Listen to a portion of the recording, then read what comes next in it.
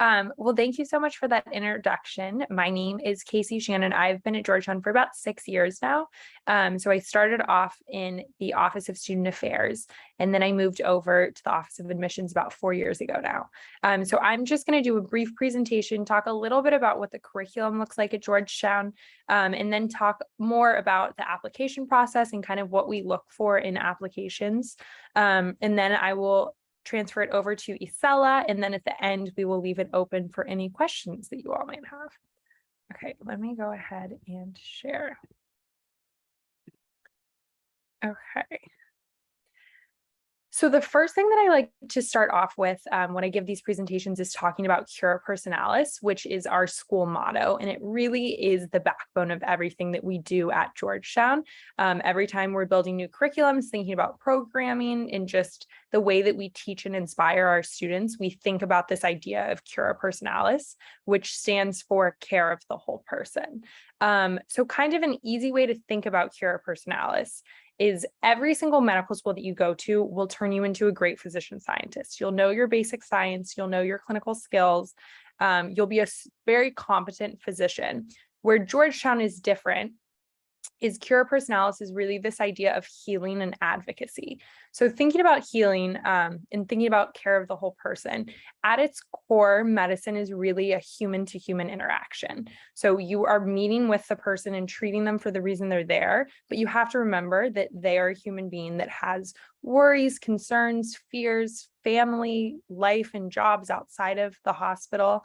And just really trying to think about that when you're talking to them, taking the extra 10 minutes to get to know them, understanding their story, and making sure that they feel heard is such a huge part of medicine and can really change the patient's outlook on what they're going through and really make them feel more heard and help in this healing process.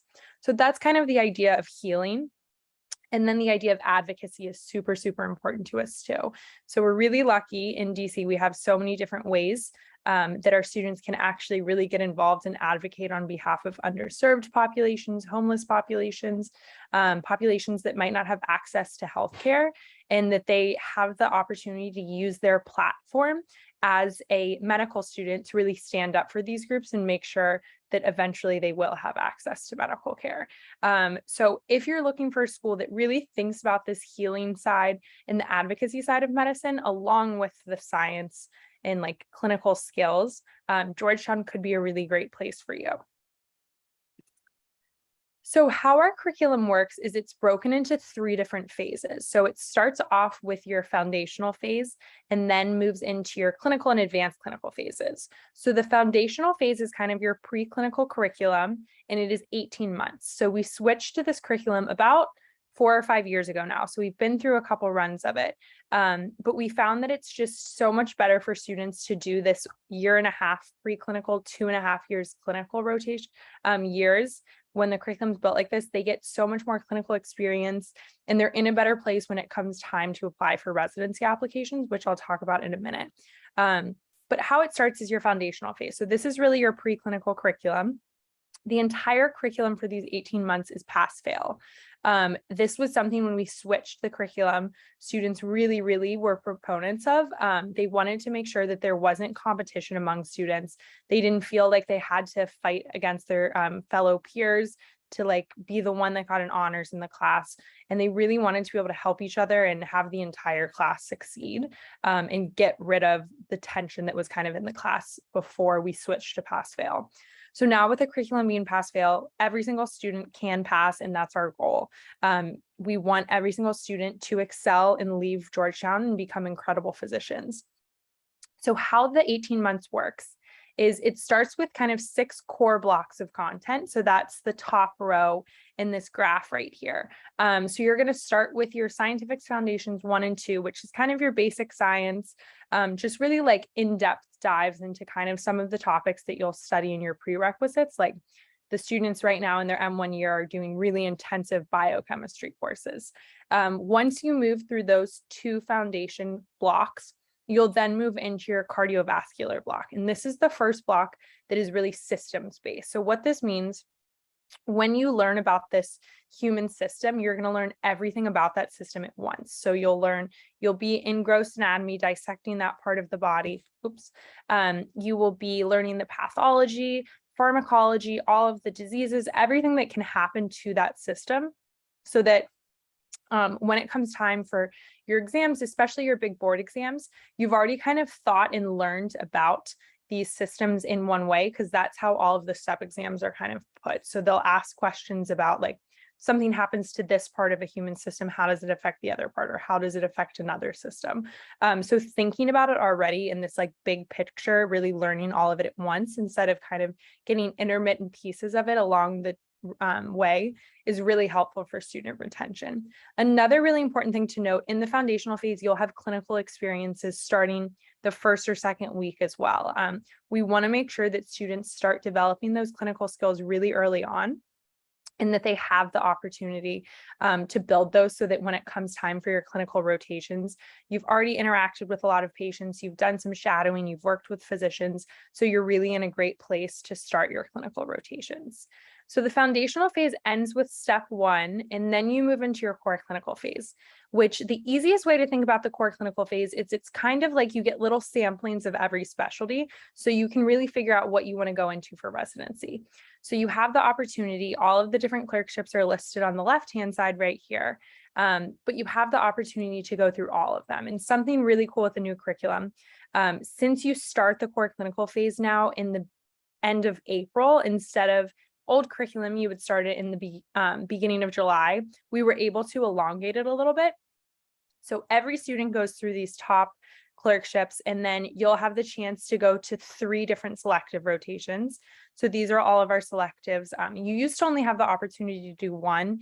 We had a lot of students that were like really interested in interventional radiology and anesthesia, but they only had the chance to go through 1. So now students will go through 3. And then they'll also do 3 of the surgical subspecialties as well. Something that I think is really important to think about when you're applying to medical schools is what hospitals and affiliate institutions that medical school has.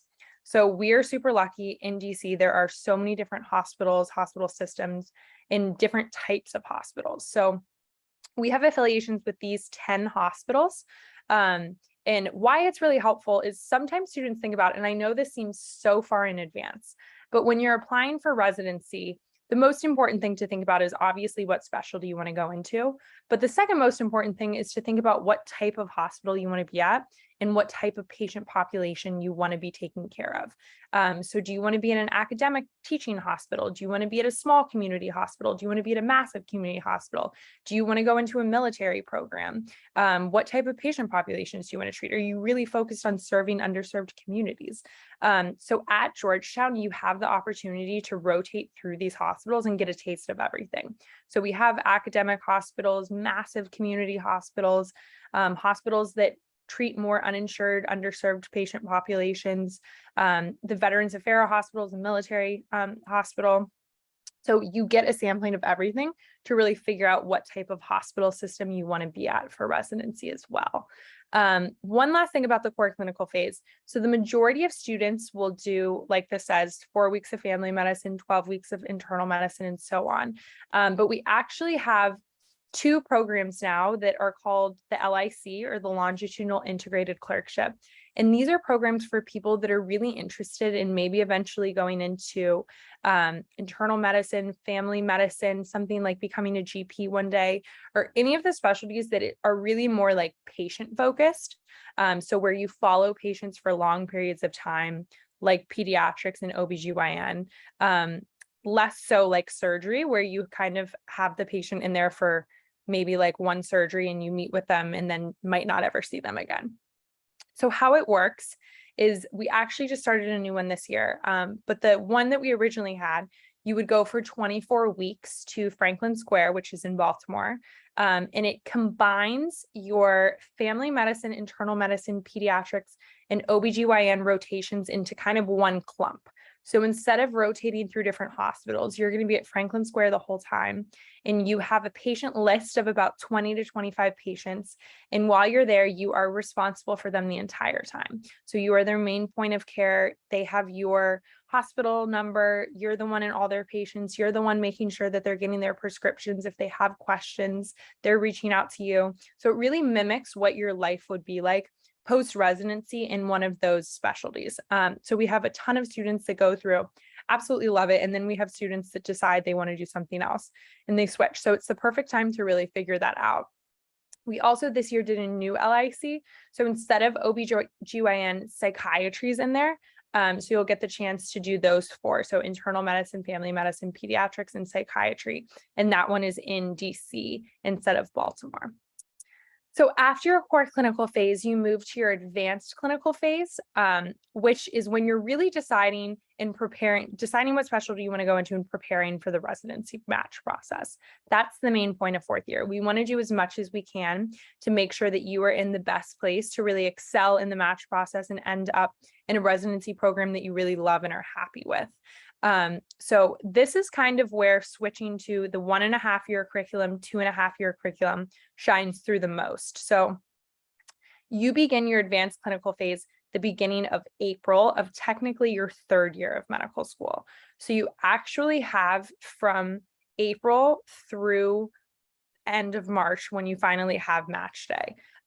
In the old curriculum, you didn't start the advanced clinical phase until the beginning of August, and you have to submit everything for residency the beginning of September. So old curriculum, you only had 1 month to get all your ducks in a row, get all of your letters of recommendation, make sure that you were picking the specialty that you were happy with, get your away rotations lined up, which I'll talk about in a second. It was really just such a cluster. It was very stressful for students.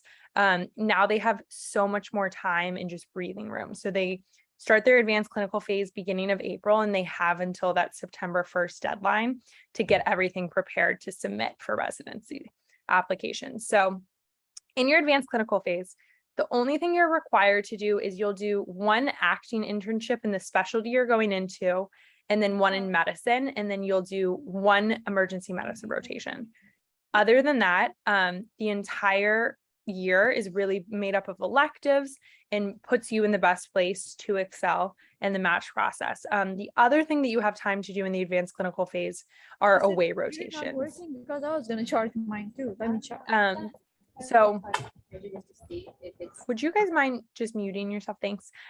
So away rotations are in your 4th year when you basically go for 4 weeks and do like elongated interview at a hospital that you're usually applying to. So let's say you're going into pediatrics. One of the best children's hospitals in the world is in Philadelphia. So you might want to go to CHOP to do a rotation there.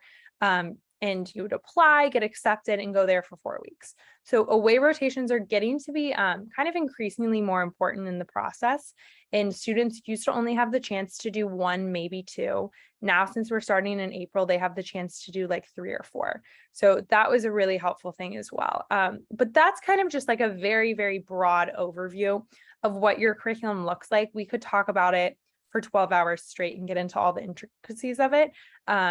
But that is kind of a general overview. So now shifting away from what your life would look like at Georgetown and more into the application review process. So Georgetown holistically reviews applications. So what this means is we're going to look at all 7 of these areas of the application and really try to get a feel for who you are as a person before making a decision on your application. It's really in line with Cura Personalis. We're trying to do our best to get a feel for you, get an understanding for your past, who you are, kind of where you want to head in your career, and then make a decision on your application. So I am going to go through all 7 of them just to give you a couple tips and tell you like general areas that you kind of want to be in between. But so starting off with essays. So you're responsible for writing 2 essays for Georgetown. So first, your AMCAS essay that gets sent to every school. And then second, your Why Georgetown essay.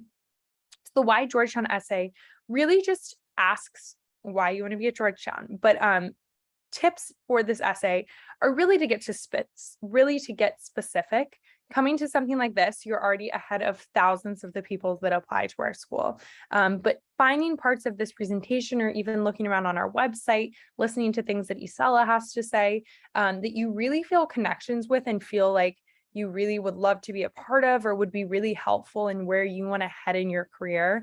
Answering it from that kind of idea of where you're headed and how Georgetown would be helpful for that. I think that's the best way to think about that question and really tackle it. So kind of your AMCAS essay should be more of where you've been, your past, how it got to where you are, and then the why Georgetown should be kind of where you're headed, and how Georgetown would be a medical school that could really help you prosper. Next, letters of recommendation. So we don't require a committee packet. If you have one offered, we do prefer them, but they aren't required. We just require a minimum of 2, maximum of 5. If you have a committee packet, that will completely fulfill the requirement, but it also only counts as 1. So you can submit an additional 4 letters on top of a committee packet if you want to.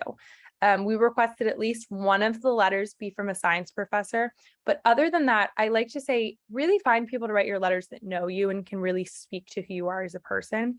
The essay and the letters of recommendation are the only 2 areas pre-interview that we can really hear your voice and really get a feel for your personality, who you are, what makes you unique. So having letters from people that can really speak to that really benefit your application. Okay, next, your science GPA and MCAT score.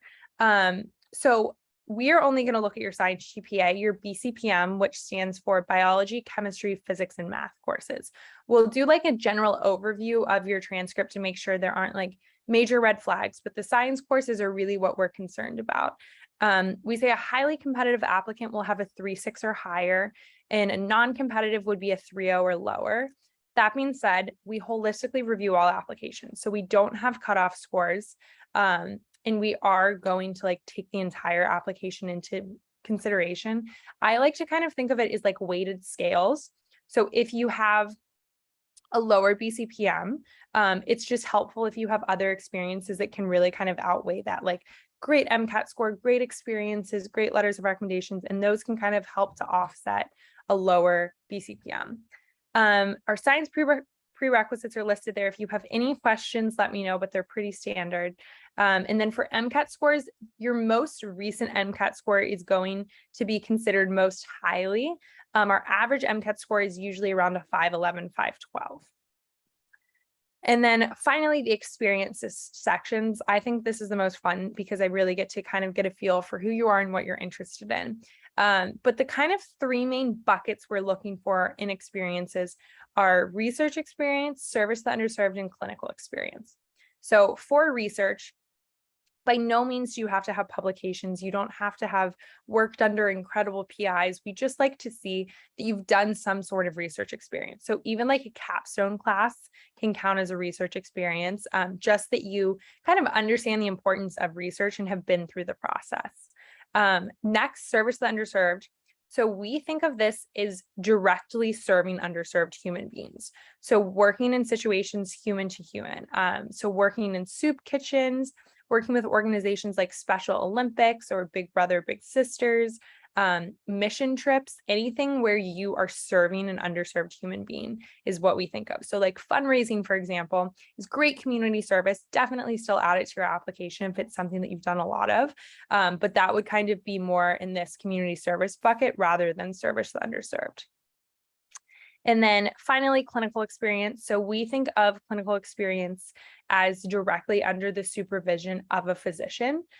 So anything where you're witnessing that patient-physician interaction. So scribing, shadowing, working sometimes as a CRNA, they get that experience. Oftentimes clinical research assistants do as well. Medical mission trips could be great as well. Anything where you're just getting to see that interaction. We just like applicants to have witnessed that and kind of really understand what they're getting themselves into. And then we also just look for overall trends of community service and leadership. Okay, and then please feel free to check us out on social media. These are our handles. But that is the end of me talking at you all. I'm going to hand it over to Isela to talk a little bit more about the awesome things that her office does, and then happy to take questions at the end.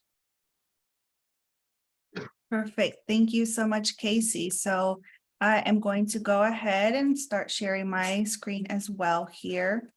So as Casey mentioned, my name's Isela Melendez-Carpio. I'm the director for the Office of Diversity, Equity, and Inclusion here at the School of Medicine. And I'm excited to be here today with you all to talk a little bit about our summer pathway program. So as Casey mentioned, all the research, clinical, and shadowing experiences are integral parts as you apply to medical school or as you apply to other healthcare professional fields. So those are critical pieces to the field. So I'm really excited. So a little background about me. I'm actually originally from El Salvador. That's where I was born. And I came to the US when I was 6 and have grown up in the area. Fun fact, I actually know Gabby from high school, or actually like probably like before. But Middle it's been school. really middle school, right? So we go way back. But it's been an exciting journey for me because I'm a product of pathway programs or programs that invested a lot in me in high school and when I was in college. So now I get to be here. So I've been at Georgetown for 3.5 years. And really, I'm dedicated to making sure that our leadership in the country, in the United States, reflects that. So when we think of physicians, we want to make sure that they reflect that. So supporting underrepresented students, so Black, Latinx, or Asian Pacific Islanders, first-gen low-income students, LGBTQ+, that's our wheelhouse here, our Office of Diversity, Equity, and Inclusion. And when we think of diversity, obviously we think of the dimensions, right? The things that we see, but also the experiences that we may not even be aware of. So really unpacking that within our office is really important. So I'm here today to talk to you all about our summer opportunities because these are 2 opportunities that you as undergrad students can participate in. And we actually have had many amazing students, some of your colleagues who you have at George Mason who can potentially share a little bit more about their experience participating in the Arches and Core programs. So those are the 2 programs that I will talk to you all about today. So moving on to my first one. So Casey mentioned this, and earlier we were talking about one of our students who participated in Arches. So Arches stands for the Academy for Research, Clinical, and Health Equity Scholarship. And really it's intended to bring students from all across the country to join us and really do immersive research, to do clinical rounds with physicians at MedStar, to do a lot of work within our community in DC in particular. So our Academy for Research, Clinical, and Health Equity Scholarship also stands for Arches. That's what I'm going to refer it to. It's a 6.5-week program, residential. So students over the summer, they live on campus and they do all of these experiences. And I'll talk a little bit more about them in a bit, but just to give you an idea of what we're going to talk about, Arches is going to be one of them. So the goals of the program are bridge, build, and be bold. And these goals are really integral to the work that we do.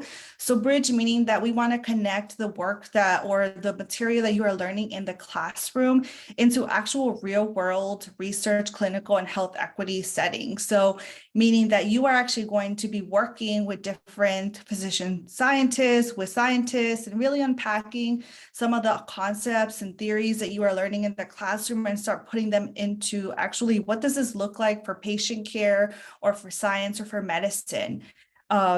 Then we have build. Sorry, I don't know if you can see this at the top, but build, meaning that we want to make sure that you are building connections here with Georgetown. So we are really committed to making sure that we are building connections with students across the community. So hence why we're here to talk to you all about this. But more importantly, as an Arches Fellow, you will be able to connect with deans, with physicians, with our faculty, with our staff, and really have a better sense of what is a community like here at Georgetown. And for you to see yourself, can I actually see myself as a medical student here?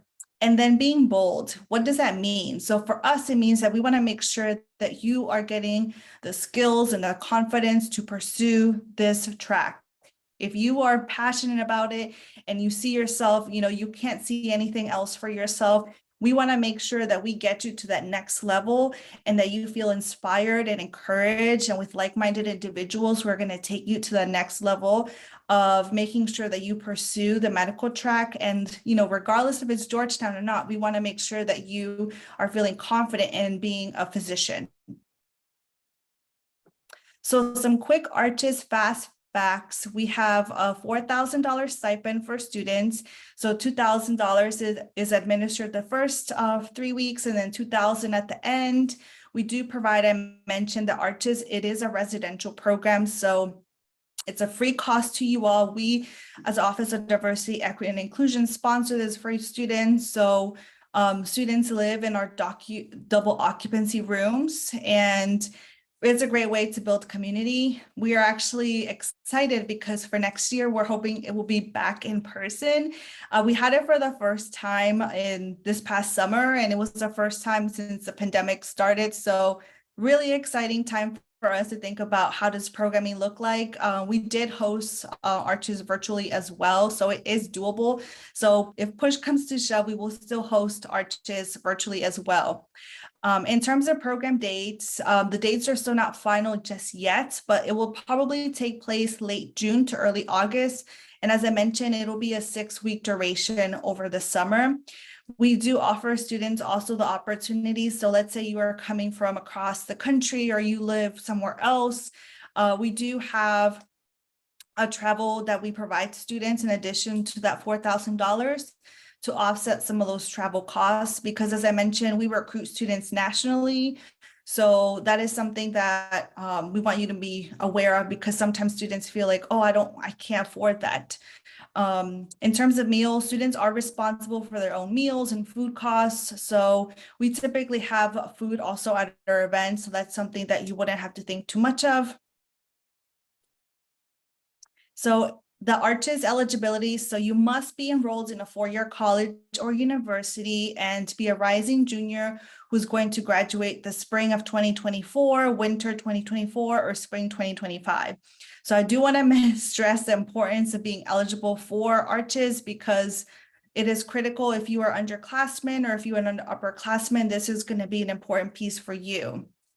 You must be a U.S. citizen, a permanent resident, or a DACA recipient. DACA for us means a student who is authorized, who has employment authorization document.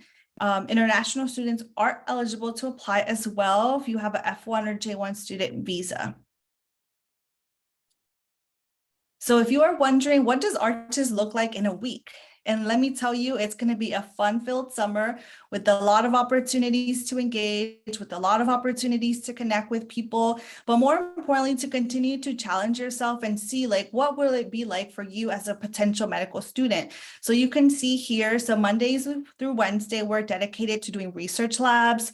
Thursdays is dedicated to doing experiential learning. So really unpacking some of the things that I mentioned about health equity and what does this look like as a medical student. And then Fridays are dedicated to doing shadowing and service in the community. We also have weekend opportunities to engage in more professional development. So this is just kind of giving you a snapshot. So as you can see here, your schedule is going to be packed from 9 until 5, and sometimes even going into the evening time. So it's a full-time program, and we encourage students to immerse yourself in the program, meaning like you can't take summer classes, you can't have a part-time job just because of the hours and responsibilities and things that you're going to be doing. So let's talk a little bit about the components. So I mentioned research, clinical, and health equity scholarship. So for research, all of the Arches fellows are paired up with a particular department within the GU, within the Georgetown University Medical Center. And over the course of the summer, the Monday through Wednesday, I mentioned, you are really working with your lab supervisor, with your mentors, to really think about a particular area that they're working on. So if you have never had a wet or dry lab experience, this is going to be a great opportunity for you to really get that and really start thinking about what that could look like for you as you're thinking about research. And as Casey mentioned, research is a critical piece to the application within Georgetown. So you will get up to 70 to 90 hours of lab work that you can account for when you are applying to medical school. So some sample labs include oncology and radiology, neuroscience, pharmacology, and physiology. So these are just some sample labs that we have worked with. So as you can see, it's a variety of wet and dry lab, quantitative and qualitative research that you could really immerse yourself in. And then this are just some past research projects that our actual past fellows from this summer participated in. And as you can see, it ranges from, language processing to bone loss. And it's just incredible to see that the students, some of them mentioned that they've never participated in a formal research experience. And for them to start thinking about the scientific method and thinking about, this is my hypothesis, let's test it out. And what are the results? And sometimes those results come back and they're not what you expected. So as a future physician scientist, what does that look like? So you really get immersed into really understanding what that's going to look like. In terms of clinical scholarship, so students will be rotating at different rotations, and you can see here that includes internal medicine, surgery, OBGYN, pediatrics, and family medicine. And again, this is mirrored based on the Georgetown rotation schedule. So over the course of the summer, students will have an opportunity to rotate all of them. A common question that we get is, if I'm really committed to surgery, can I do all surgery? And we say, no, because we want you to get a taste and to get exposed and see how interdisciplinary and how each physicians work with one another, because it is a team sport. And I say that in a sense of different physicians work together and collaborate. So we want you to see how different physicians work with one another and what they do as a day-to-day. So this is going to be a critical piece for students to just get exposed into the clinical setting and working in a hospital. And a lot of what the students do is shadow. And some of the students this past summer actually were able to see babies get delivered or were able to actually engage in some of surgery. So it's an amazing opportunity for you to get a better understanding. And sometimes students don't realize or understand what it means to be a doctor until they do that clinical shadowing. So it was a rewarding experience for them to actually see themselves doing what physicians were doing. The Health Equity Scholarship. So Casey mentioned also Cura Personalis, care for the whole person. So within our school, diversity is a critical piece. So making sure that Cura Personalis, right? When we think of the person, we want to make sure that we understand their context, their experience. So we are really committed to making sure that we're understanding our DC population. So very focused in this area. So for our fellows, every day, at least once a day, and each week they will be working with different community-based organizations and understanding what are the needs and the healthcare or the access to healthcare needs that they need to really think about, and what are the social determinants of health that are actually impacting populations such as Spanish-speaking, LGBTQ+, or African-American populations here in DC. And the disparities are there. And it's for us to think about what are the ways that we can address and mitigate some of these issues, especially as aspiring healthcare professionals. So you can see here some of the organizations that we have partnered with in the past, so Community of Hope, and they were a huge sponsor for us this past summer, La Clínica del Pueblo, Food and Friends. So every summer, the organizations vary based on needs. But just to give you a taste of what it will look like. Mentoring and advising are critical pieces, especially for students who are going to be the first in their family to be physicians.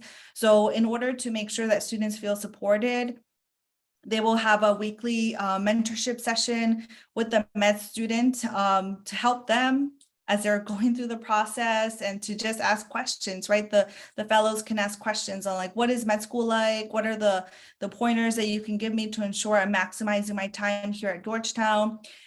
Fellows also receive a teaching assistant and that will help them throughout the research aspect of it. And more importantly, mentoring back. So students will also be engaging in mentoring our high school students, because that is a critical piece. As undergrad students, you will have a lot of wisdom. So we want to make sure that you continue to invest in younger generations as well.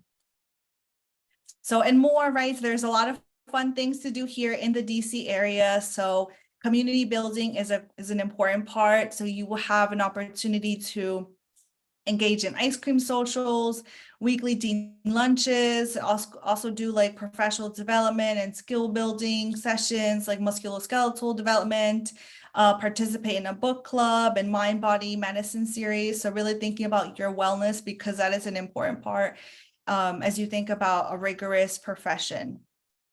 Now, transitioning to our second program, stands for CORE, is Cultivating Opportunity and Realizing Excellence, and it is actually our newest program. So ARCHES has been around for several years. We've had 5 cohorts over the course since we have started here at Georgetown. And CORE is, we recently finished our second cohort. And it started actually in the wake of the pandemic and thinking about who were the students that were getting summer opportunities to really engage within the medical profession and opportunities to connect with folks within the school. So CORE started because our team attended the AAMC conference, and we realized that there were a lot of needs that we needed to address in terms of like our undergrad student population. So we created CORE as a way to address that. So unlike, well, as I mentioned, ARCHES is Bridge, Build, and Be Bold. We love acronyms and we love ways to like compile, for students to understand. So for CORE, the 3 big values and goals are to prepare, persist, and practice. So meaning prepare, we want to make sure that we are preparing you for a rigorous and demanding profession, that you persist in it and think about yourself as leaders and advocates, but also start practicing. What does it look like to address what does it look like to practice addressing issues related to health equity, and really seeking to understand like how can we better support the community, and not from a top-down approach, but from a really collaborative community-based approach. So CORE is intended to do that. And we do this through, these are the main components: clinical exposure and professional development, networking and mentorship, and the premier thing for CORE is the Incubating Change project. And I'll talk a little bit more about that soon, but just to give you a glimpse, CORE, unlike ARCHES, is a 5-week virtual program. So if you are looking for an opportunity to do something in addition to a summer programming. So let's say you want to take a summer class, or you have to take a summer class, or you have to work part-time or full-time, or you have other obligations, CORE allows you to have some flexibility in your schedule. Whoops. Was ahead of myself here. So the professional development piece for CORE is over the course of the 5 weeks, you're going to get clinical exposure to different specialties. So we will bring in physicians and researchers to talk about clinical case studies related to family medicine, OBGYN, pediatrics, general surgery, as well as have panels and have them talk about their experience and why they decided to choose the path that they did. We will also give you the opportunity to engage with the system level folks, meeting with our leadership, talking and meeting with our deans, and asking some of the tough questions that you may have related to, let's say, how do we really build anti-racist positions? Or what does diversity really mean to you? And what does that look like for medical education for students? Our Office of Admissions is also one of our biggest collaborators and champions of the work that we do. So you will have an opportunity to get to connect with them and really start thinking about yourselves as innovators. So we're going to have speakers talk about social change entrepreneurship and what does that look like as you are aspiring physician scientists. We also have an equity in medicine series. So addressing racism is something that is really important to us. So you will have an opportunity to engage with our Senior Associate Dean for Diversity, Equity, and Inclusion, as well as myself and other folks in our community, and start thinking about how do you address bias and microaggressions and racism training, and what does health equity look like, and how can you do that even as undergrad students? So mentorship and wellness. So for our core fellows, you will engage in team huddles. Like that means like I usually lead conversations with our team to see how things are going with the core fellows. You will also be paired up with a med student mentor who will work with you over the course of the 5 weeks. And we have fun sessions scheduled where you will be able to connect with the Arches Fellows and our Jeep Scholars as a way to build community. And then the really thing that separates CORE from our other programs is that we have a Thriving Tuesdays Wellness series. So every Tuesday, we have dedicated time for at least 30 minutes to really think about mindfulness and well-being. So we invite guest speakers that lead yoga or mindfulness meditation or other techniques to really ensure that you are taking care of yourself and really think about yourself as a person, because in order for you to continue in this rigorous path, you need to continue to invest your energy in yourself.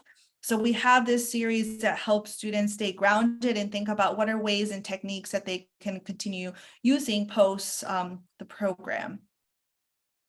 So the Incubating Change project is our team project where students work together, and you are change agents and you will have the power of research, narrative, and leadership. So through this collaborative team effort, you will be paired up with a group of about 5 fellows, and you will address one of these health disparities. And it's up to you to work with a particular faculty member. And these are some of the faculty members that we have worked with in the past.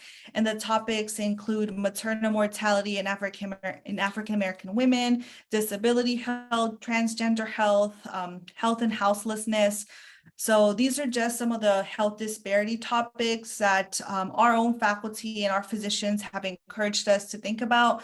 So as fellows, you will work with 5 of your peers to address some of these health disparities. So that means that you will have to interview folks in the community. You will have to think about ways that ways to collaborate with different community-based organizations, and what are the solutions that you propose using an entrepreneurial lens. And I say that because as students, you all have the best, most innovative ideas.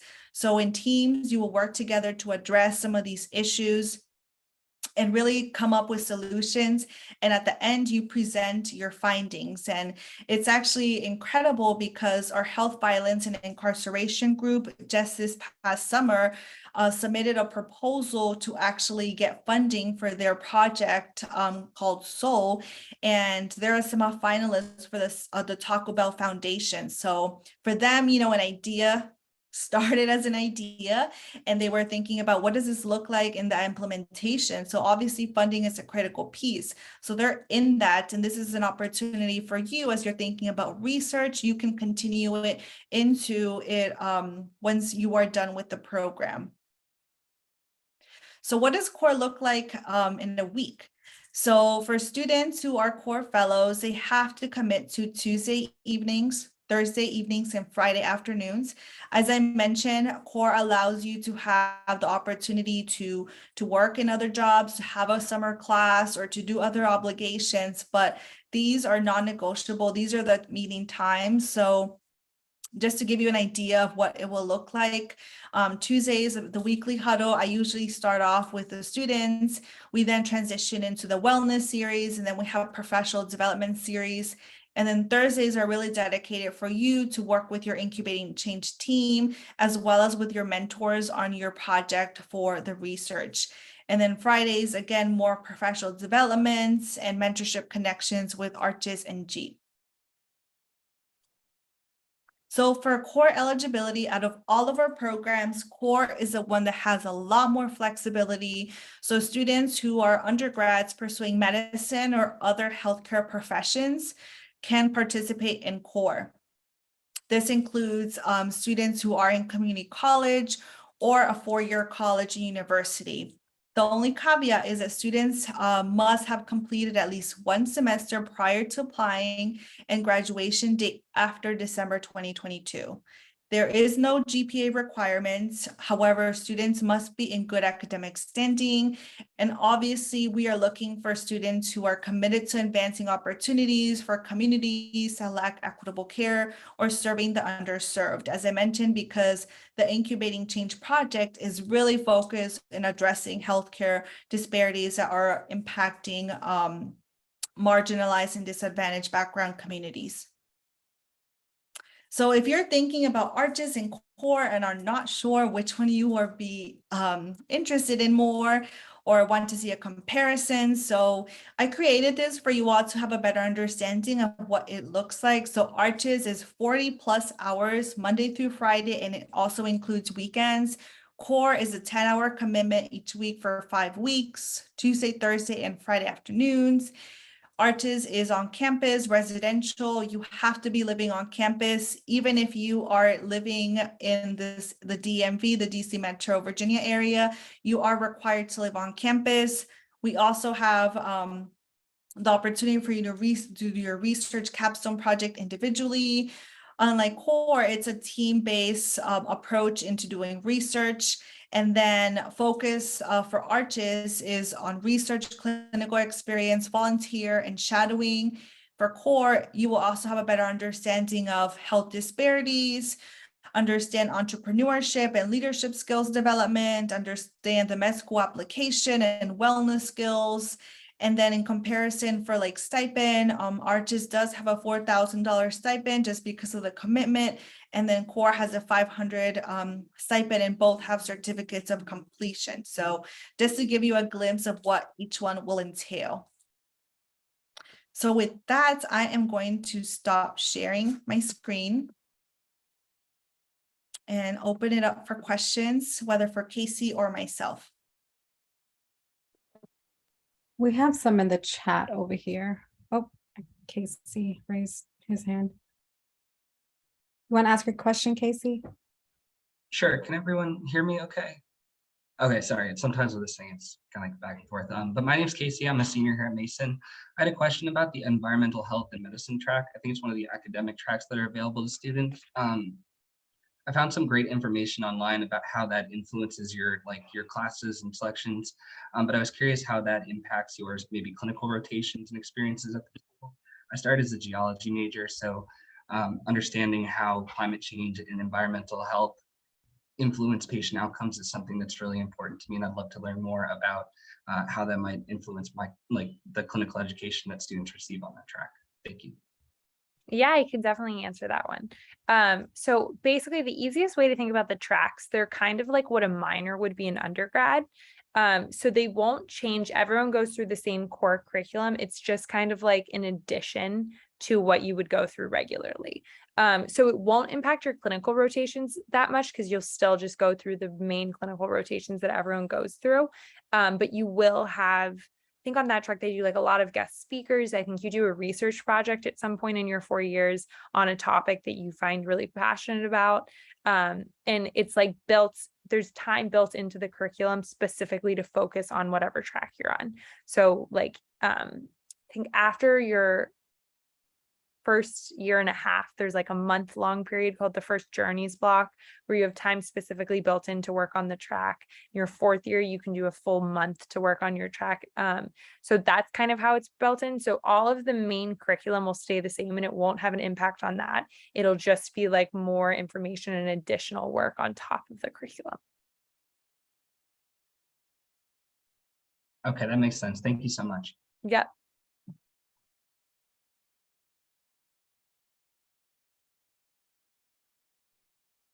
All right, so we have a question from Zara on the chat. And Isela, I think you might have touched on this, but what do we need to do to be qualified for arches? So I would say, and there was another question too about graduation. So Arches does have a limit on who can apply in terms of the years. So it's for rising juniors and seniors, which means you have to be a current sophomore or junior to simplify it. So that means that you can apply to core, and yes, you can apply to core and for Arches. And in theory, you could actually do both, right? Because they have different experiences. So I would say like there is eligibility criteria for arches for that graduation year, but you can apply to core in the meantime if you're interested in just getting to know a little bit more about the Georgetown community and getting more experience. So the application the application is not going to be available until the end of this year. We recently just finished our summer 2022 programming, and right now we're in the process of reviewing all the feedback that students gave us. So the application won't be live probably until December of this year, or January of 2023. So be on the lookout for that information on the application. And similar to many other applications, we will ask you to do one letter of recommendation from your academic advisor. And we've worked really closely with Gabby and Tamina to think about what that looks like. So they could be one of your recommenders. So in addition to an advisor, it could be a professor, or it could be one of your deans, and there are standard essay questions that you also we also ask you for the application. So if you're already thinking about what you should be looking for the application for the programs. Yes, you will see the website does not have the updated dates or information just yet because our team is in the process of finalizing that for summer 2023. I have a question, Isabella, if that's okay. And I will preface my question by saying that we've had Georgetown has been so wonderful, and our students have benefited greatly from both the Arches and the core program as recently as this summer. But could you provide some information about the number of applicants that are typically accepted for each program? That is a great question. And yes, so out of all of our programs, Arches is the most competitive. And I say that because we recruit nationally. Core, we also recruit nationally, but we have a huge emphasis in community college students locally here. So for Arches, we receive anywhere from 400 to 600 applications each cycle, and we end up selecting 10. So it's an acceptance rate of about 2%, very competitive. And then, but again, right, we don't know how many students are going to apply, depends on interest, what have you. For core, very similarly, it ranges every cycle, but over the last 2 cycles, we've had over 200 students apply. But unlike Arches that we can only invite 10 fellows to participate, Core will invite 30 fellows to join us over the summer.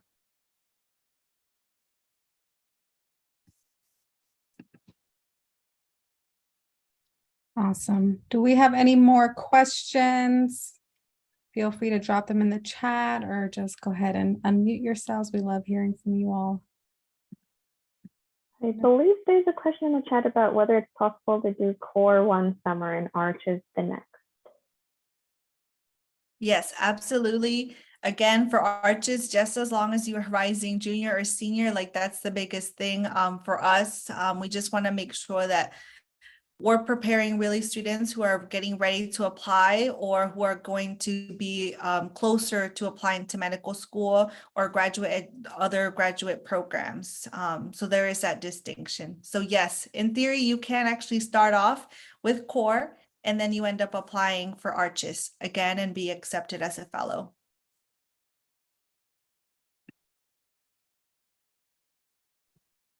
The question in the chat about the MSTP program, unfortunately, that is a completely different office. They are run out of BGE, so I don't have any tips on applying to that program.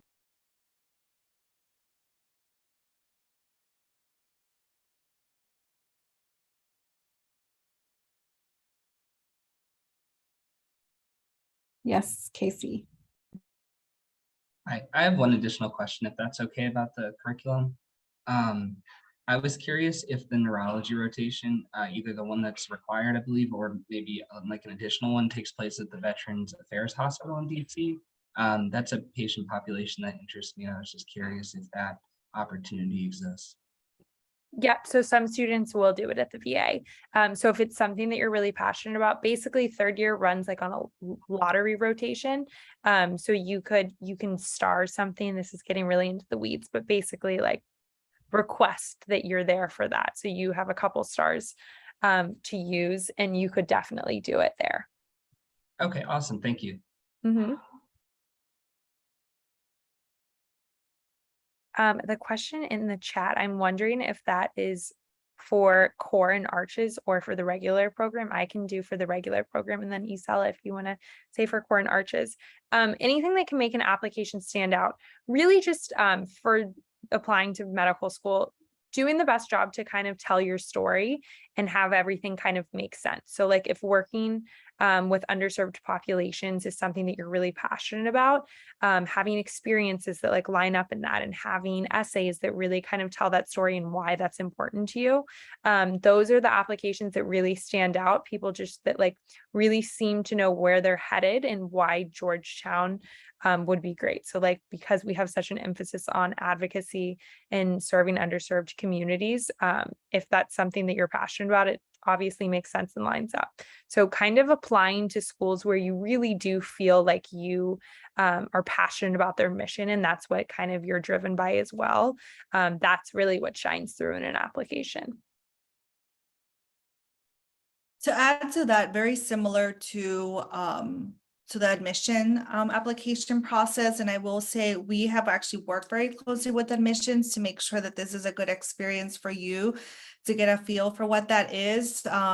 So as I mentioned, the application for arches in particular will become available in December, and then for core later on in 2023. And typically the application is available for at least 2 months. So it gives you enough time to prepare. But I would say, like, as we are reviewing applicants, we do interview applicants if you are selected as a finalist. And I would say what actually gets students the opportunity to interview is really authentically presenting themselves in their essays and talking about their experiences and why you are committed and why is it that this program really aligns with your aspirations and your goals. I think that's really critical. Don't just throw buzzwords or things that you think we want to hear, because we can actually see right through that. And we are really trying to build cohorts that are going to have different experiences, and you all have a story to say, and we want to hear from it. So if you are authentically yourself during the application process, meaning your essays, and then also during the interview process, and you don't sound so robotic, then that's actually going to be the best thing you could do for yourself, because I know that what I'm seeing is what I'm going to get, and you're going to contribute really well in a group, and you have that growth mindset. So think about the skills that you possess in undergrad, and think about the resiliency, your grit, your determination. All these skills are going to help you in a rigorous program such as arches or core or medical school, right? So think about the skills and how you want to present that in your essays and also in the interview process. So that would be my best recommendation.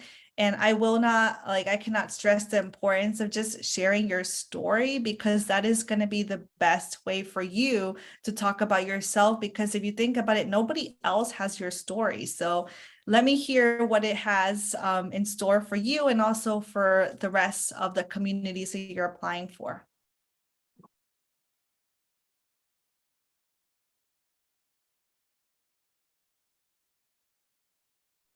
I have another question as well, and this one's for Casey.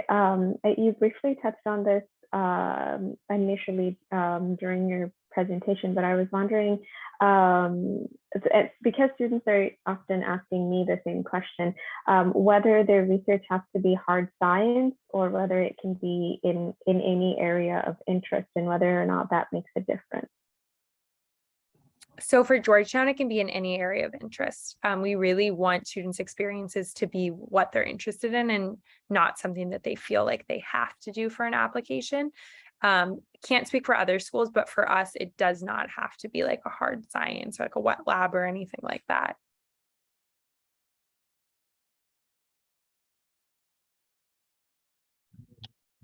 Marie, if you want, you can go ahead and ask your question. Hi. I just was wondering about specifically MSTP applicants.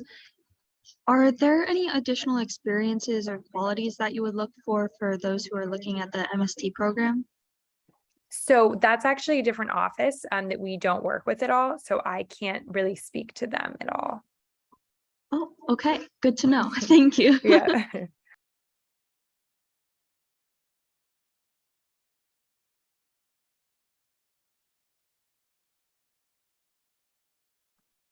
All righty. So thank you everyone for joining. Thank you, Casey and Isela. We really appreciate your time and all the knowledge that you brought to us today. And for those who are here, I will also send you all a recording. So thank you all. If students have further questions about this, Casey and Isela, is there an email address that we can provide them with? Yep, I just dropped my email in the chat. If anyone has any questions throughout the process, feel free to email me. Awesome. Thank you so much. Thank you. Thank you, Likewise, good everyone. luck, everyone. Bye, everyone. Bye.